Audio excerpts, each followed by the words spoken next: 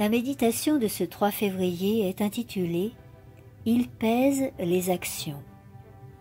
Car l'Éternel est un Dieu qui sait tout, et par lui sont pesées toutes les actions. 1 Samuel 2,3.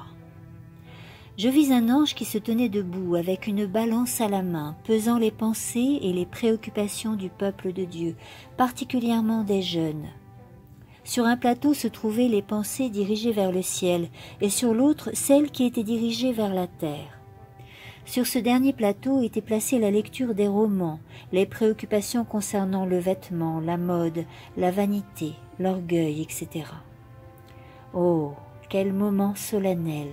Les anges de Dieu tenaient leur balance et pesaient les pensées de ceux qui se disent ses enfants et prétendent être morts au monde et vivants pour Dieu. Le peuple chargé de pensées terrestres s'abaissait rapidement. Celui où l'on mettait les pensées dirigées vers le ciel s'élevait aussi rapidement que l'autre s'abaissait. Comme il était peu chargé.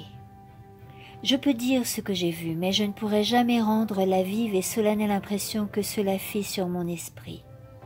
L'ange dit, « De telles personnes pourront-elles pénétrer dans les demeures célestes? » Non, jamais. Dis-leur que leur espoir est vain et que si elles ne se repentent aussitôt, elles périront. Je vis que beaucoup se mesurent entre eux et comparent leur vie à celle des autres. Ceci ne doit pas se faire. Personne, sinon Christ, nous est donné comme exemple.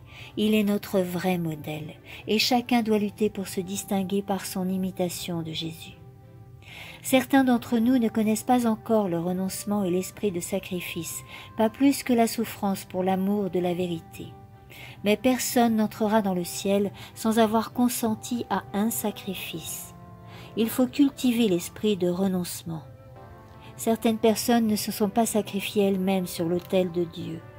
Mais ceux qui sont prêts à tous les sacrifices pour obtenir la vie éternelle la recevront. Et cela vaut la peine de souffrir, de crucifier le moi et de renoncer à une idole. Un poids éternel de gloire mérite bien que l'on considère tout plaisir terrestre comme sans importance. Amen. Si cette lecture vous a plu, n'hésitez pas à liker le petit pouce qui pointe vers le ciel et à partager.